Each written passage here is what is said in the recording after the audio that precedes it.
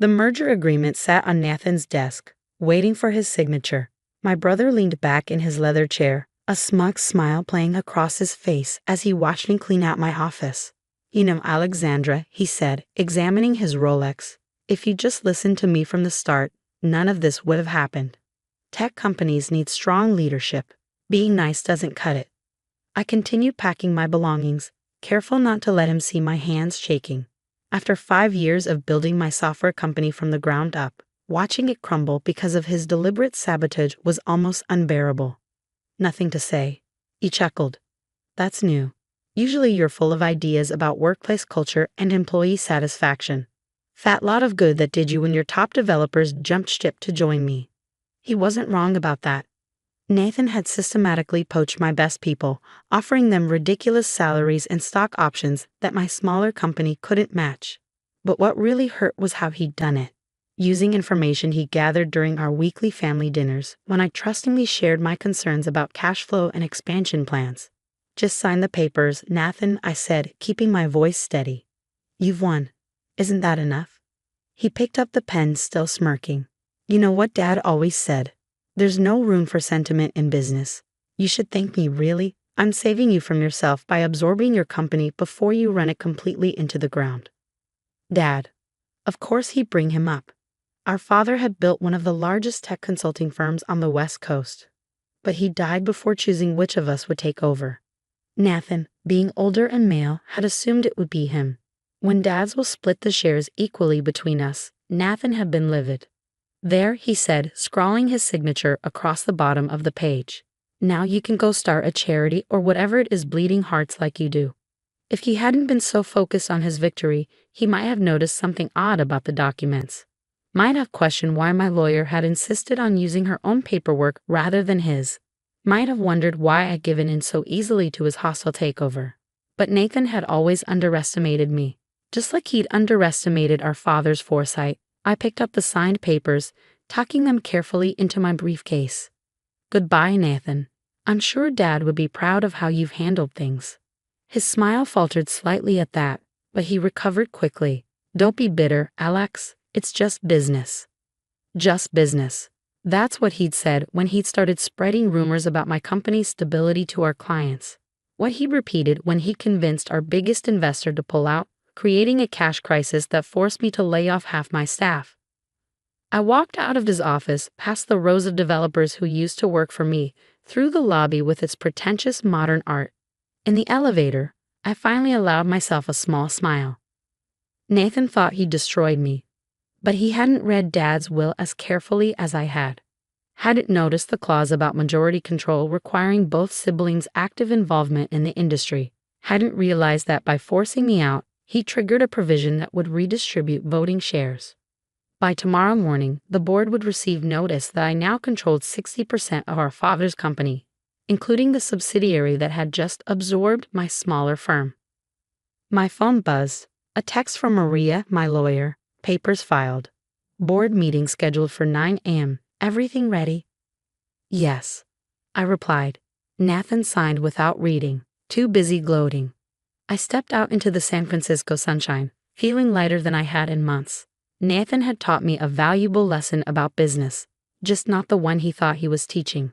The real lesson was about patience, about playing the long game, about letting your opponent think they've won while you position your pieces for checkmate. My next stop was a small tech startup across town, one that Nathan didn't know about, one filled with loyal former employees who'd left my company with my blessing, carrying with them the core of our most innovative project. How'd it go? Jake, my former lead developer, asked as I walked in.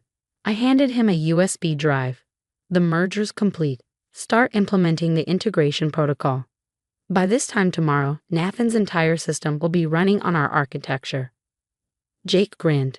He still thinks we're building a social media app. That's what all the paperwork shows, I confirmed. He was too busy destroying my company to notice what we were really developing. The truth was, while Nathan had been focused on hostile takeovers and corporate raids, my team and I had been creating something revolutionary, a blockchain-based security system that would make our father's old consulting business look prehistoric. I sat down at my workstation. fingers flying across the keyboard as I began the final phase of our plan. On screen, lines of code scrolled past. The foundation of a new kind of company, one built on collaboration rather than competition. Nathan thought he'd written the last chapter of our story. He was wrong. This was just the beginning. The next morning, I arrived at the board meeting early, taking my seat at the far end of the conference table. One by one, the board members filed in, followed by Nathan, who barely glanced in my direction. Before we begin, I said as Nathan opened his mouth to speak, there are some ownership changes that need to be addressed. I nodded to Maria, who began distributing documents to each board member. Nathan's face darkened as he scanned the first page. "What is this?" he demanded, his voice rising. "These numbers can't be right." "They're quite accurate," Maria replied calmly. "According to your father's will, if either sibling is forced out of active industry participation, their shares in the parent company are automatically redistributed. By orchestrating the hostile takeover of Miss Carter's company, he triggered that clause." The blood drained from Nathan's face as he flipped through the pages. "This is ridiculous. I didn't force her out. She signed the merger agreement voluntarily." "An agreement," I pointed out, "that specifically required me to step down from any executive role." "Your words, if I remember correctly, were there's no place for your management style in my organization." The board members were muttering among themselves now, reviewing the documents with increasing interest. Nathan's hands were shaking as he reached the final page. "You planned this?" he accused, pointing a finger at me. "You set me up." "No, Nathan, Dad planned this. He knew exactly what you'd do if given the chance." The clause was his way of protecting the company from exactly this kind of predatory behavior. I stood up, walking to the head of the table, his spot. "And now, as majority shareholder, I'm calling for an immediate vote on new executive leadership." The next hour was chaos. Nathan raged, threatened legal action, even tried to claim I was mentally unfit to lead. An argument that fell flat when Maria produced records of my company's innovation patents and successful projects before his interference. But the numbers didn't lie. I now controlled 60% of the shares, and the board, many of whom had quietly disapproved of Nathan's aggressive tactics over the years, voted overwhelmingly in my favor. "This isn't over," Nathan snarled as security escorted him from the boardroom. "You have no idea how to run a company this size." I waited until he was gone before addressing the board. "I know many of you have concerns about this transition. I'd like to show you something that might ease your minds." I pulled up the presentation Jake and I had prepared. On the screen, our new security systems architecture appeared, a revolutionary approach to data protection that would put us years ahead of our competitors. While my brother was focused on hostile takeovers, I explained, my team and I were developing this. It's already being implemented across all our systems, including the recently acquired divisions. The board members leaned forward, their expressions shifting from concern to interest as I detailed the potential applications and projected revenue streams. "This is impressive," the head of the audit committee admitted. "But can we be sure it works?" I smiled, clicking to the next slide. "Check your phones." They did, finding new security certificates and authentication protocols already in place. The system had been integrating seamlessly since Nathan signed those merger documents, spreading through the company's network like a benevolent virus. "Everything you see here was developed by my failed company," I said quietly, "the same one my brother was so eager to destroy. The question isn't whether I can run this company. It's whether we can afford to continue with leadership that puts personal vendettas above innovation." By the end of the day, Nathan's personal effects had been cleared from the CEO's office. I stood at the window, looking out over the San Francisco skyline, remembering all the times he dismissed my ideas, belittled my achievements, assumed his way was the only way. My phone buzzed. A text from our mother. Nathan told me what happened. "How could you do this to your own brother?" I didn't reply. She'd always favored Nathan, excused his behavior, blamed me for any conflict between us. That wouldn't change, and I'd made my peace with it. Instead, I called Jake. "How's the integration going?" "Perfectly," he reported. "Nathan's entire infrastructure is now running on our platform. He probably won't even notice until he tries to access the admin controls. And the backup copies of our code, already distributed to secure locations. Even if he somehow gets back in, he can't undo what we've done."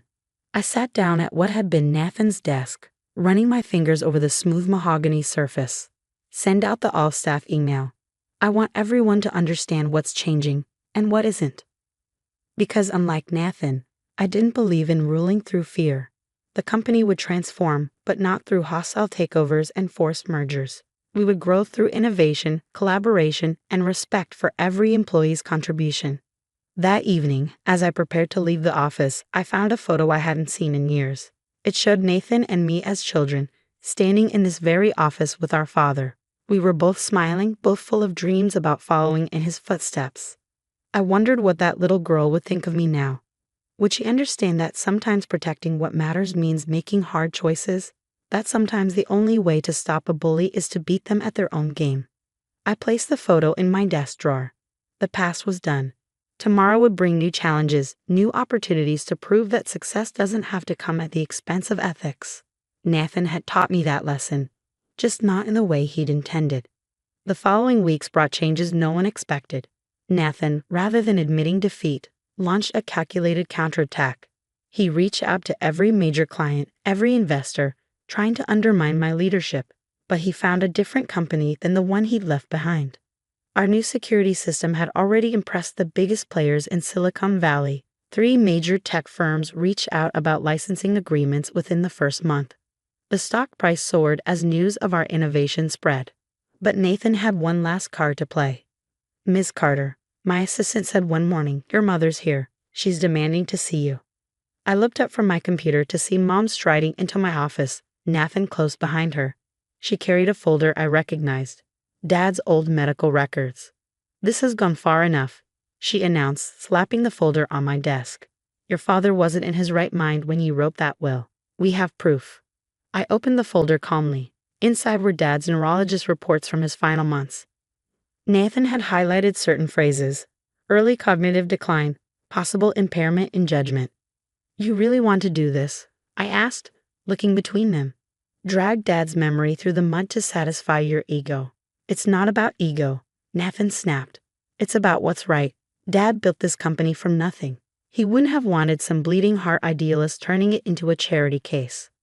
I pulled out my laptop, typing briefly before turning it to face them. On screen was a video. Dad, in his study, recorded just weeks before his death. "If you're watching this," he began, his voice clear and strong, "then my children have finally shown their true colors. Nathan, your sister isn't the weak link you think she is. Alexandra, your brother isn't the leader he pretends to be. I split the company because neither of you was ready to run it alone." Mom sank into a chair, her face pale. Nathan remained standing, his fists clenched. "The redistribution clause wasn't about punishment," Dad continued. "It was about protection. For the company, for our employees, and for both of you. Whoever's watching this now has proven they understand what real leadership means." The video ended. The silence in the office was deafening. "He knew," I said softly. "He knew you tried to take everything, Nathan. And he knew I'd have to learn to fight back." "This changes nothing," Nathan insisted, but his voice lacked conviction. "The board has already seen this," I interrupted, "along with documentation of every underhanded tactic you used to sabotage my company. Would you like them to see these medical records too? To know you were willing to destroy Dad's reputation just to regain control?" Mom stood up suddenly. "This isn't what I wanted," she said, her voice shaking. I thought if you understood about Dad's condition." "You thought wrong," I replied firmly. "It's over. Both of you need to accept that." Nathan stormed out, but Mom lingered. "He's still your brother," she said pleadingly.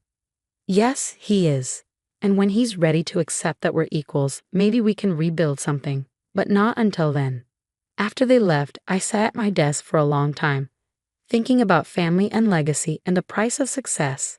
The company was thriving. Our security system was revolutionizing the industry. Our workplace culture was attracting top talent, and our stock price had doubled. But the cost had been high. Family dinners were a thing of the past. Mom barely spoke to me. Nathan, well, last I heard, he'd moved to Austin to start over. 6 months later, I received an unexpected email from Nathan. "Alex, Dad was right. About everything. I'm not asking for forgiveness or a role in the company. Just wanted you to know that you proved me wrong. You're a better leader than I ever was, Nathan. I didn't reply immediately. Instead, I forwarded him our latest project proposal, a startup incubator program focusing on collaborative tech innovation, the kind of project he'd always dismissed as wasteful. His response came within hours. Need any advisors? It wasn't an apology, but it was a start. Sometimes I realized victory isn't about destroying your opponent. Sometimes it's about showing them a better way to play the game. Today, the company is stronger than ever. Nathan consults occasionally, bringing valuable insights without trying to control everything. Mom's starting to understand that business success and compassion aren't mutually exclusive. And that video from Dad? I keep it on my desk, a reminder that true leadership isn't about power or control. It's about building something that lasts, something that makes everyone stronger. In the end, Nathan taught me how to fight, but Dad taught me why to fight. The company isn't just about profit margins and market share.